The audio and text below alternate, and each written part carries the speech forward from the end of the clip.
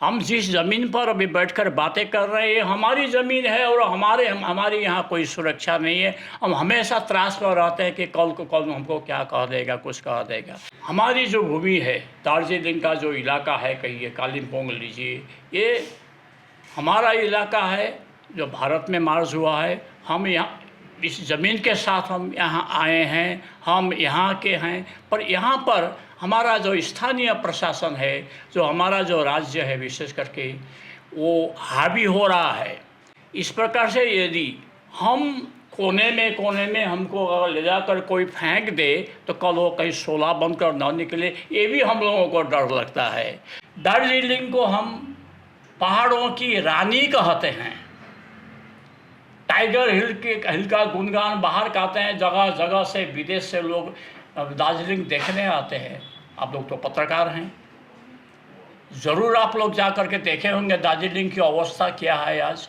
अभी आज अगर हम यहाँ चढ़ कर के दार्जिलिंग जाएं, हमको शंका होगी कि हम दार्जिलिंग पहुँच पाएंगे या नहीं। रास्ता इतना ख़राब है, अभी रास्ता का डेवलपमेंट नहीं है, वहाँ किसी प्रकार की सुविधाएं नहीं है। वहाँ जो चाय बागान है, वहाँ श्रमिकों को उनका शोषण हो रहा है। ये हालत है। इसका एक ही मात्र कारण है कि हम लोग गोरखा है और गोरखा सहनशील है और राष्ट्रभक्त है।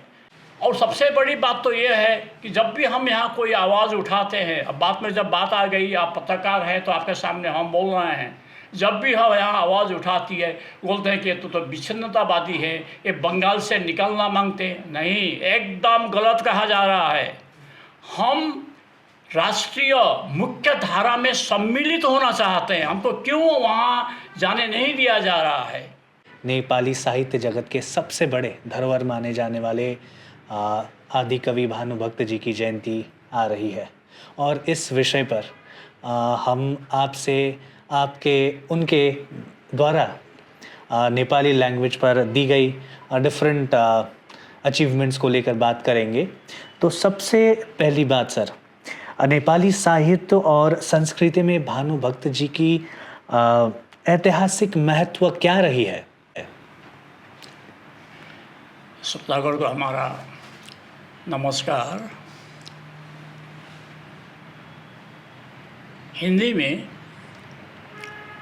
तुलसीदास जी का उन्होंने रामचरितमानस लिखा। उनका जो महत्व है उससे भी बड़ा महत्व भानुभक्त का नेपाली साहित्य और समाज में है, क्योंकि उन्होंने एक राष्ट्र निर्माण कराया। कई जनजातियों को, कई टुकड़ों में बिछड़ी हुई जातियों को उन्होंने रामायण के अनुवाद के माध्यम से एक सूत्र में बांधा, तब जा कर के एक नेपाल राज्य बना और एक नेपाली जाति बनी।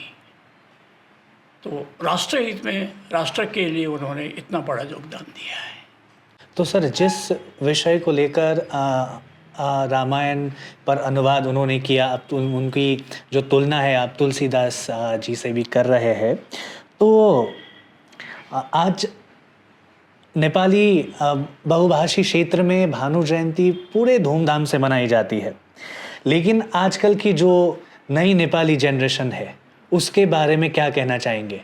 भानुभक्तों को लेकर हम अब नई जनरेशन को जोड़ने वाली जो बात है, ये आज की नई जनरेशन नहीं, आने वाली जनरेशन भी भानुभक्त को भूल नहीं सकती है। भानुभक्त के बिना वो जीवित नहीं रह सकती है, क्योंकि भानुभक्त थे।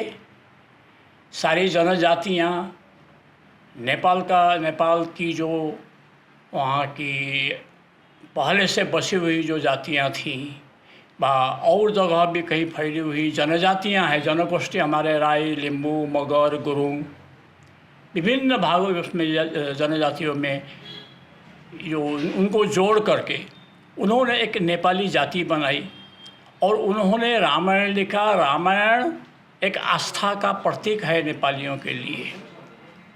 नेपाली लोग राम भक्त हैं और उनको राम कथा सुनना बहुत अच्छा लगता है। इसी कारण उन्होंने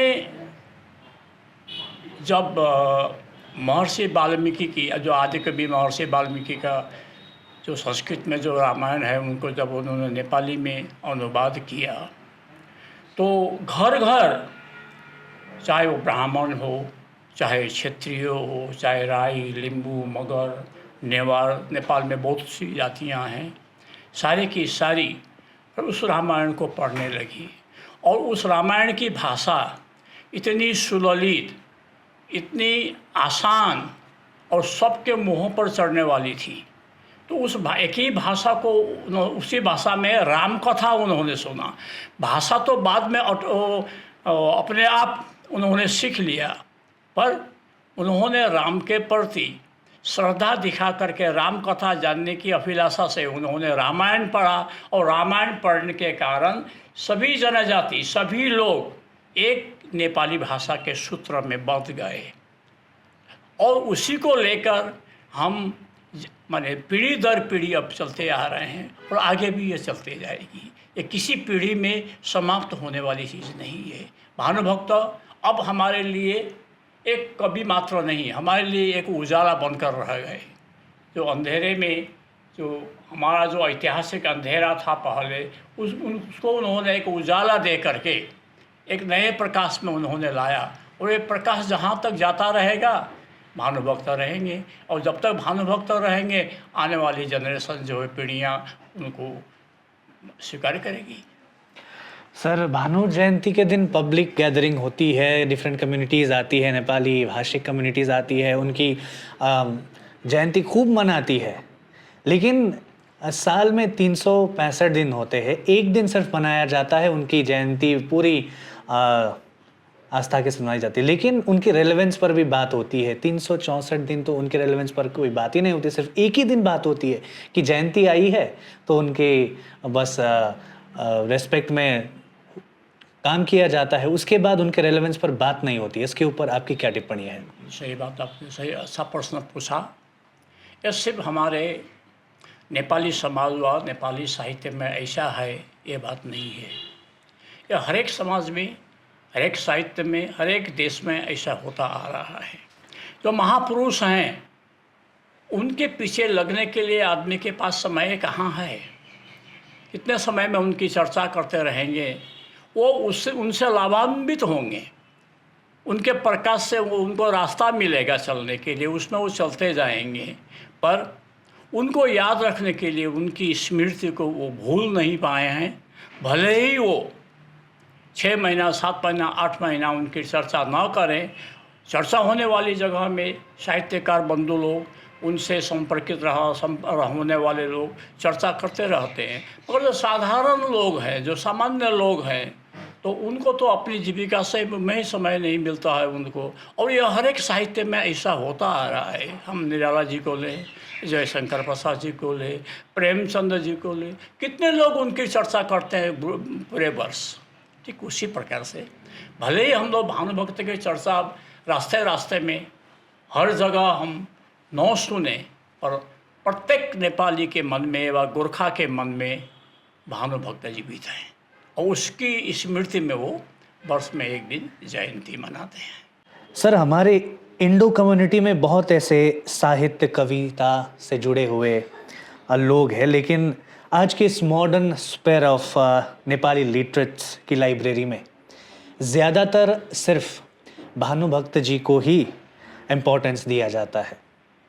और भानुभक्त जी के जो इम्पोर्टेंस के कारण हमारे जो रीजनल जितने साहित्यकार हैं, बहुत सारे ऐसे लोग भी हैं जिन्होंने नेपाली साहित्य लेकर बहुत सारे योगदान दिए हैं, तो कहीं ना कहीं ओवरशैडो होते हुए भी दिख रहे हैं ऐसे साहित्यकार, कवि। तो इसके ऊपर आप क्या कहना चाहेंगे? खैर, अभी आपने सही पूछा। उनको किसी एक कवि, एक महापुरुष की एक जन्म जयंती मनाने से वो उनको हम इस कदर नहीं लेते हैं कि और लोग ओवरशैडो हो जाएं। हम क्यों नहीं, हम तो देवकोटा जी की जन्म जयंती मनाते हैं, लक्ष्मी प्रसाद देवकोटा जी। हम हरिभक्त कटवाल की जन्म जयंती मनाते हैं, हम रविंद्रनाथ टैगोर की जन्म जयंती मनाते हैं। कभी कभी मौका मिल जाए तो हम हिंदी के साहित्यकार की जन्म जयंती मनाते हैं। तो किसी के जन्म जयंती मना लेने से और साहित्यकार ढक जाएंगे, उसके अंदर छुप जाएंगे, ऐसी तो कोई बात नहीं होनी चाहिए। वो तो हमारे एक महापुरुष हैं, एक आदर्श पुरुष है, उनको आदर्श को हम भुला नहीं सकते हैं। किसी एक व्यक्ति के आदर्श को न भुलाने का मतलब यह नहीं होता है कि हम और लोगों को हम नगण्य कर रहे हैं। हम औरों को भी अपने स्थान पर उतना ही सम्मान देते हैं जितना सम्मान हम भानुभक्त को देते हैं। तो ऐसी कोई बात नहीं है कि हमारे भानु जयंती मना लेने से और हमारे जो लेखक सर्जक स्रष्टागण हैं वो ओवर शेडो हो जाए, ऐसी कोई बात है, हमको तो ऐसा नहीं लगता। नेपाली स्पीकिंग कम्युनिटी की लिटरली वर्ल्ड बहुत ही ज़्यादा वास्ट है, और कौन रखता है सिमिलर भानुभक्त जी के जैसे हक पाने का?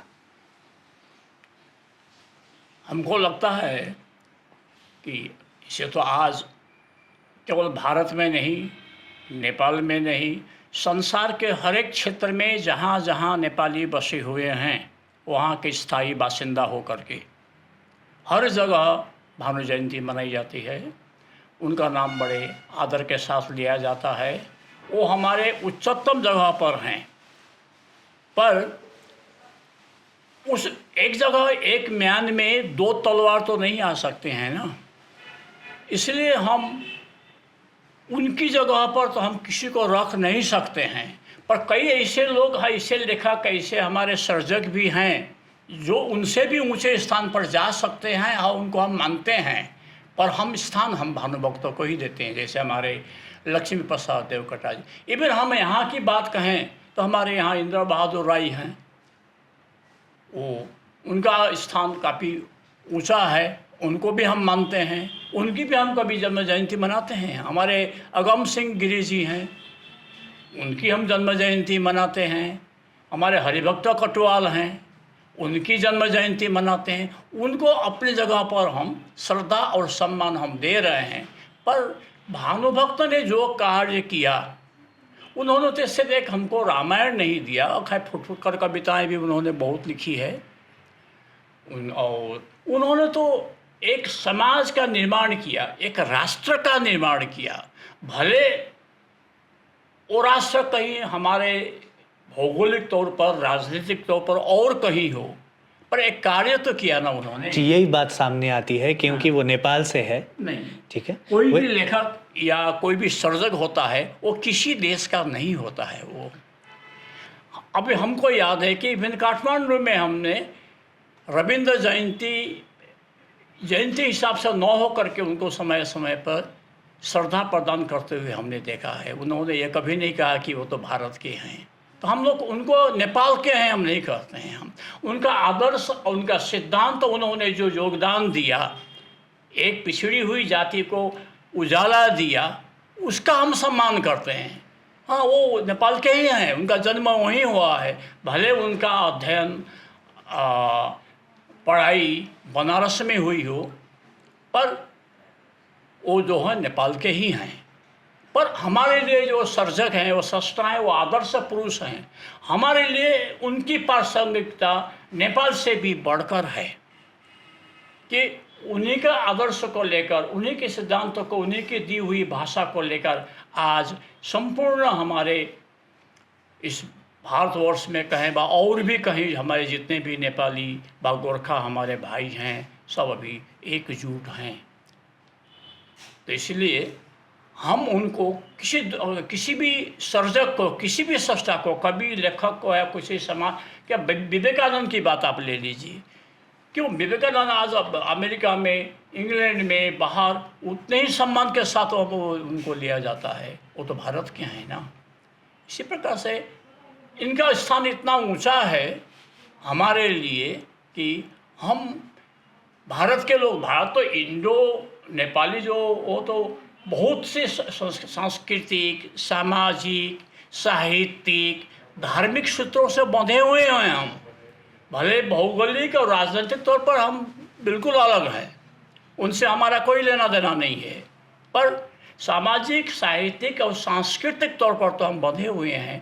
हम यही उसी प्रकार बंधे हुए हैं जैसे शेक्सपियर के साथ हम बंधे हुए हैं, व अन्य देशों के जो हमारे हम जितना सम्मान हम प्रेमचंद को करते हैं, जितना सम्मान हम जयशंकर प्रसाद जी को करते हैं, हम उतना ही सम्मान उनको भी करते हैं। वो उनको करते हैं क्यों, वो ये नहीं कि वो नेपाल में उनका जन्म हुआ है, उनको हम वो विदेश के हैं व बाहर के हैं, वो कुछ बाहरी देश के वो नागरिक हो सकते हैं, उनका जो आदर्श, वो तो आदर्श को तो हम किसी एक देश में या किसी बंधन में बांध कर नहीं रह सकते हैं ना, हम तो किसी का भी आदर्श हम ले सकते हैं। हम लोगों ने उनका आदर्श को लिया है, उन्होंने जो हमको सिखाया, जो उजाला दिया है, उस उजाला को हम लोग फैला रहे हैं। हमारा और उनका संपर्क बस इतना ही है, और इसी नाते उनको हम उच्चतम स्थान देते हैं। है हमारे यहाँ उनसे भी बढ़कर, उनसे भी उच्च स्थान पाने वाले, हो सकता है कि कल हम साहित्यकार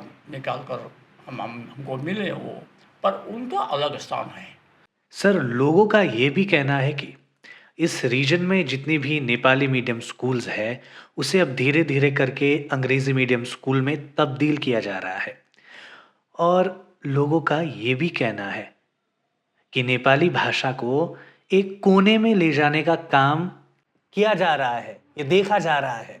इसके ऊपर आप क्या कहना एक चाहेंगे? कोने में ले जाने वाला काम सिर्फ नेपाली भाषा को नहीं, संपूर्ण गोरखा जाति को ले जाया जा रहा है। हम जिस ज़मीन पर अभी बैठकर बातें कर रहे हैं, ये हमारी ज़मीन है, और हमारी यहाँ कोई सुरक्षा नहीं है। हम हमेशा त्रास पर रहते हैं कि कल हमको क्या कह देगा, कुछ कह देगा। अब इसमें क्या चल खेल हो रहा है क्या हम नहीं जानते हैं, पर हाँ, ये भी बात सही है कि कहने में अच्छा नहीं लगता, सुनने में अच्छा नहीं लगता कि हमारी जो भूमि है, दार्जिलिंग का जो इलाका है, कहिए कालिम्पोंग लीजिए, ये हमारा इलाका है जो भारत में मार्ज हुआ है। हम यहाँ इस ज़मीन के साथ हम यहाँ आए हैं, हम यहाँ के हैं, पर यहाँ पर हमारा जो स्थानीय प्रशासन है, जो हमारा जो राज्य है विशेष करके, वो हावी हो रहा है। ये हमारे लिए अत्यंत खेद की बात है, और कहीं कहीं आपको आक्रोश का धुआं भी दिखाई देता होगा। सब लोग संतुष्ट नहीं है, उस धुएं की जो लकीरें अभी निकल रही हैं, इस प्रकार से यदि हम कोने में हमको अगर ले जाकर कोई फेंक दे तो कल वो कहीं शोला बनकर ना निकले, ये भी हम लोगों को डर लगता है।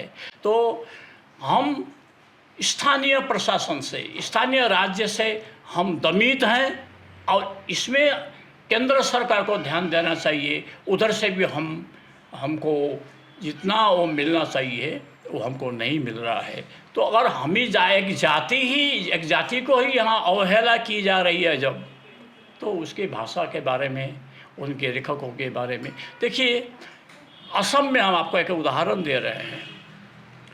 असम सरकार, असम में नेपाली भाषा पढ़ाई नहीं जाती है, वहाँ की अपनी भाषा है।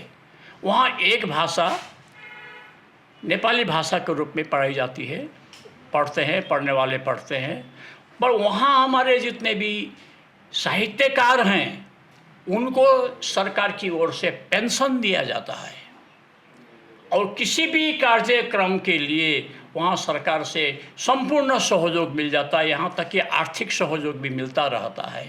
हम यहाँ तो देख रहे हैं कि हम यहाँ हैं या नहीं, कलकत्ता को पता ही नहीं है कि यहाँ कोई, हाँ उनको पता है, जब यहाँ से उनको चाय पत्ती ले जाना पड़ता है वहाँ बाज़ार करने के लिए, यहाँ से सिनकोना ले जाना पड़ता है बाज़ार करने के लिए, तब उनको पता चलता है कि हाँ वहाँ एक दार्जिलिंग है, जाओ वहाँ से लेकर के आओ, यहाँ हमारे बाज़ार में बिक्री करो।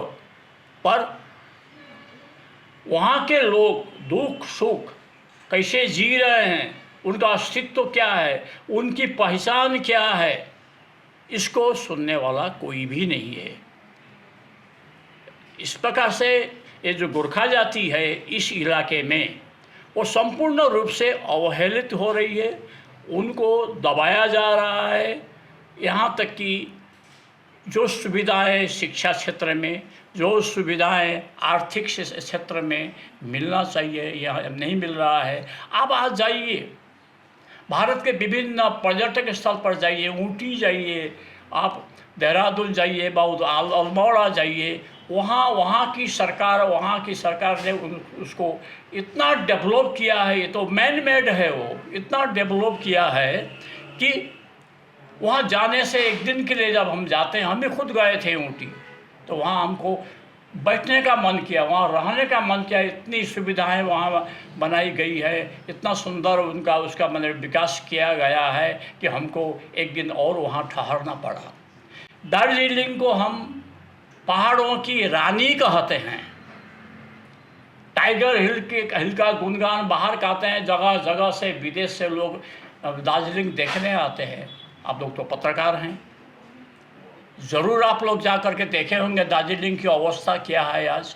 अभी आज अगर हम यहाँ चढ़ कर के दार्जिलिंग जाएं, हमको शंका होगी कि हम दार्जिलिंग पहुँच पाएंगे या नहीं। रास्ता इतना ख़राब है, अभी रास्ता का डेवलपमेंट नहीं है, वहाँ किसी प्रकार की सुविधाएं नहीं है। वहाँ जो चाय बागान है, वहाँ श्रमिकों को उनका शोषण हो रहा है, ये हालत है। ये इसका एक ही मात्र कारण है कि हम लोग गोरखा है, और गोरखा सहनशील है और राष्ट्रभक्त है। गोरखा यदि राष्ट्रभक्त नहीं होता, आज सीमा में यहाँ उनके माँ बाप की ये हालत है, और उनका बेटा सीमा में जा कर के अभी आतंकवादियों के साथ लड़ रहा है, कितने शहीद हो रहे हैं। तो ये गोरखा लोग कितने सहनशील है, फिर भी हम लोग चुप रहते हैं, हम किसी का विरोध नहीं करते हैं। तो इसका मतलब ये होता है कि इनको जितना दबाओ, जितना इनका शोषण करो, ये बोलने वाले नहीं हैं। पर हम, और सबसे बड़ी बात तो ये है कि जब भी हम यहाँ कोई आवाज़ उठाते हैं, अब बात में जब बात आ गई, आप पत्रकार हैं तो आपके सामने हम बोल रहे हैं, जब भी हम यहाँ आवाज़ उठाती है, बोलते हैं कि ये तो विच्छिन्नतावादी है, ये बंगाल से निकलना मांगते हैं। नहीं, एकदम गलत कहा जा रहा है। हम राष्ट्रीय मुख्य धारा में सम्मिलित होना चाहते हैं, हमको क्यों वहाँ जाने नहीं दिया जा रहा है। हमारी सारी चीज़ें ले जा रही हैं, हमारे बच्चों को उनको ले जाकर सीमा पर बंदूक लेकर खड़ा कर दिया गया है। पर हम भाई, हमारी मुख्य राष्ट्र धारा में हम जाएंगे, हमको अपना पहचान दो, हमको राष्ट्रीय संरक्षण दो। जब हम कहना चाहते हैं तो कहते हैं कि ये लोग तो विच्छिन्नतावादी है, ये भी बड़ा मजाक है एक। तो आज हमारी भाषा जो है, हमारा जो साहित्य है, इसी पीड़ा की वजह से हो सकता है कि जितना विकसित होना चाहिए उतना विकसित नहीं हो पा रहा है। अब देख रहे हैं हम लोग कि जो ये हमारी जो नेपाली भाषा है उसको एक सजो कर रखने के लिए आप जैसे व्यक्तित्वगण बहुत ही कार्य करते हैं, और उसी तबके के लोग ही काम करते हैं। लेकिन आज की जो जनरेशन्स है, हमारी यंग जनरेशन्स, वो इतना ज़्यादा इस भाषा को लेकर आगे बढ़ती नज़र नहीं आ रही है। इसके ऊपर आप क्या कहना चाहेंगे? बात है, देखिए, ये तो समय के परिवर्तन के अनुसार, आप मान लीजिए हम लोगों को भी अब नए जनरेशन के साथ ढलना पड़ेगा धीरे धीरे, ताकि वो हम लोगों को समझ सके। हो सकता है कि उनके हमारे माज में समझ की कोई कमी हो, उसमें हमारी भी कोई कमी हो सकती है। पर ये बात नहीं है कि हमारा नया जनरेशन भाषा के लिए कुछ नहीं कर रहा है, उसके प्रति उनकी सहानुभूति नहीं है, ये बात गलत है। क्योंकि हम अभी देख रहे हैं, हम लोग जो देख रहे हैं, और जगह क्या हो रहा है हम नहीं कह सकते हैं। हमारे यहाँ तो अभी जो नई पीढ़ी जो आ रही है, वो हम लोगों से सारी चीज़ें हम उनको हस्तांतरित करते जा रहे हैं, और उसको वो स्वीकार करते जा रहे हैं। वो भी भाषा के रूप में, साहित्य सृजना में व अन्य विकास के कार्यों में वो उसी तरह लगे हैं जैसा हम चाहते हैं, जिस प्रकार हम लोग करते थे। हमारे ये जनरेशन गैप हम लोगों का बहुत बड़ा नहीं है, हम उनके संपर्क में है, काम कर रहा है, काम हो रहा है, वो काम कर रहे हैं। क्योंकि अभी जो नया जो हमारे लेखक वर्ग जो निकल रहा है, बहुत अच्छे लेखक हमारे यहाँ निकल रहे हैं, तो वो नई पीढ़ी से ही आ रहे हैं। तो जब वो उसमें से आ रहे हैं और जब वो लेखन कार्य में व्यस्त हैं, तो भाषा को वो ले जाएंगे आगे बढ़े। हाँ, उसमें परिवर्तन तो होता ही रहता है। भाषा में भानुभक्त के समय की जो भाषा थी, आज वो भाषा नहीं रही है, बहुत उसमें परिवर्तन हो चुका है। और आज जो भाषा है, आपके 50 वर्ष के बाद वो भाषा नहीं मिलेगी। ये सिर्फ नेपाली में ऐसा हुआ, ऐसा नहीं है, वो किसी भी भाषा में। आप असमिया भाषा में जाइए, हम तो असम के हैं, असम से आए हुए हैं, तो असम में हम जब छोटे छोटे स्कूल में हम भी असमिया माध्यम से पढ़े हैं, उस समय की जो भाषा थी, अभी देखते हैं कि उनमें भी बहुत परिवर्तन आ गया। इवन हिंदी में देख लीजिए आप, आज से 60-70 वर्ष पहले की जो भाषा थी, आज जो भाषा, ये तो परिवर्तन होता रहता है। उसी परिवर्तन को लेकर नई पीढ़ी जो है हमारी भाषा को, संस्कृति को, समाज को, इसका मतलब आप खुश है कि बहुत नई खुश पीढ़ी है। आगे ले जा रही हाँ, है? आगे ले जाएंगे हम, पूरा उन पर भरोसा भी है, हम खुश भी हैं। तो सर एक सबसे बड़ी बात मुझे मेरी इस क्वेश्चन सेट में नहीं थी, लेकिन अब बात करते करते निकल ही जाती है। कुछ नहीं। तो आपको क्या लगता है कि हमारे जो स्कूल्स है, एजुकेशनल इंस्टीट्यूशंस है हमारे रीजन में, रामायण पढ़ाना चाहिए या नहीं चाहिए स्कूल्स में? एक बात हम कहते हैं, देखिए हम ये हमारा व्यक्तिगत मामला है, हम किसी जातिगत हिसाब से या सामाजिक हिसाब से या अन्यों के दृष्टिकोण से हम नहीं देख रहे हैं। हम स्कूल में जब थे तो हमने कुछ मात्रा में, बहुत कम मात्रा में संस्कृत पढ़ी थी। उस उतना भी सीखने पर हमको लेखन क्षेत्र में काफ़ी हमको सुविधाएं हुई हमको, क्योंकि हमारी जो भाषा है वो कहीं न कहीं से जाकर अंत में जाकर संस्कृत से ही जुड़ती है। और इसी भाषा की बदौलत उसमें जो साहित्य में, और हमारे मेनली भानुभक्त जी को लीजिए, मोतीराम भट्ट को लीजिए, उन्होंने तो आकर यहाँ संस्कृत भाषा में ही अध्ययन किया था। उन्होंने संस्कृत का ही अध्ययन करके वो गए, तो भारत में आकर नेपाली भाषा का अध्ययन उन्होंने नहीं किया। उन्होंने संस्कृत भाषा का नाम बनारस में ठहरे। और हमारे मोतीराम जी थे, वो भारतेंदु हरिश्चंद्र के वो समकालीन थे, साथी थे, दोनों चलते थे। मोतीराम भट्ट ने उन्हीं से गज़ल लेके वो नेपाल चले गए। तो हम लोग पहले से ही संस्कृत, पर यहाँ अभी हम देख रहे हैं कि संस्कृत की वो मान्यता नहीं रह गई है जो हम आशा करते हैं और जो पहले थी। और पढ़ने वाले तो पढ़ रहे हैं, अध्ययन कर रहे हैं, उनके लिए कोई रोक टोक नहीं है, पर उसको यहाँ से हटा देना, बिल्कुल हटा देना, ये मेरी समझ से परे की बात है। तो इससे प्रभावित हुआ है आज स्कूलों में संस्कृत ने, पता नहीं अब नया कोई स्कीम बनेगा फिर वो लोग संस्कृत को यदि इसमें पढ़ाएंगे तो अच्छी बात है, खराब नहीं, क्योंकि हम संस्कृत तो हमारी संस्कृति की भाषा है। हम हिंदू हैं, हमारे सारे धर्म ग्रंथ हिंदू भाषा में, वो संस्कृत भाषा में लिखी गई है। हमारा रामायण, महाभारत, वेद, उपनिषद जितने हैं वहीं से हमारा वो आर्य भाषा है वो। तो और उससे हमको, अब देखिए हम तो इतना समझते हैं, ये जो पश्चिम में जितने भी विज्ञान का विकास हुआ है, इनका आधार तो वेद ही रहा है। ये सारे काम जो हैं आज हमको लगता है जितने भी हम तो मैथमेटिक्स के आदमी, हम मैथमेटिक्स भी पढ़ाते थे, पहले हम टीचर रहे हैं। तो मैथमेटिक्स में जितने भी सूत्र हैं अभी ये यूट्यूब वगैरह में आ रहा है ना, हम देख रहे हैं, ये वैदिक मैथमेटिक्स से ला के इतना आसान कर दिया कि हम तो कल्पना भी नहीं कर सकते कि वेद में ऐसे सूत्र पड़े हुए हैं। उसी प्रकार उसमें केमिस्ट्री, फिजिक्स सबके सब है। तो एक जो हमारा जो वेद है वो तो महाभंडार है ज्ञान का, और उसको जानने के लिए तो हमें संस्कृत का सहारा तो लेना ही पड़ेगा। भले उसको हम हिंदी में ट्रांसलेट करें, नेपाली में ट्रांसलेट करें, वो बात और है। तो संस्कृत भाषा को पर ध्यान नहीं दिया जाना, ये बात मेरी समझ से परे है। क्यों ऐसा हो रहा है अब इसमें? तो सर अंतिम में आने वाले भानु जयंती के विषय को लेकर क्या कहना चाहेंगे? अब हमारा कल 13 तारीख को, 13 जुलाई को उनका जन्म हुआ था। और उस दिन हमारे लिए वर्ष में सिर्फ 2 ही त्यौहार आते हैं मुख्य रूप से। त्यौहार तो बहुत है, मुख्य रूप से एक है, हम लोग दशई बोलते हैं और हिंदी में उसे दशहरा कहा जाता है, और दूसरा है भानु जयंती। भानु जयंती जो हमारे लिए एक जयंती नहीं है, वो एक पर्व है, वो जातीय पर्व है हमारा वो।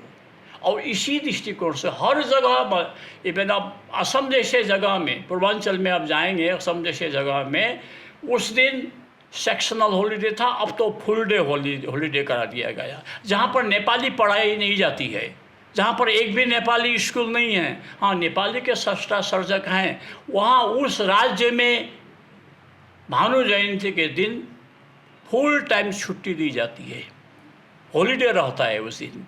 अब बंगाल में रहता, बंगाल में शायद अभी नहीं है, इवन बंगाल में देखिए, हम बंगाल के ही एक अब अंश बनकर रह गए हैं, अब यहाँ पर भानु जयंती की छुट्टी नहीं होती है। हाँ, शायद नेपाली माध्यम के स्कूल वगैरह में लोग छोड़ते हैं, तो मुझे पता नहीं, इस बारे में नहीं कर सकते। वहाँ यहाँ पर ये भी एक बड़ी विडंबना है कि हम लोग इस चीज़ को लेकर के बंगाल में हम संपूर्ण रूप से हम अवहेलित हैं, सब दृष्टिकोण से हम अवहेलित हैं। तो कल का दिन 13 तारीख का दिन, कल या परसों का दिन, इतवार को हम लोग का पड़ता है, वो दिन तो हमारे लिए पर्व है और दिन भर हम उसी कार्य में हम व्यस्त रहेंगे। जी, थैंक यू, धन्यवाद।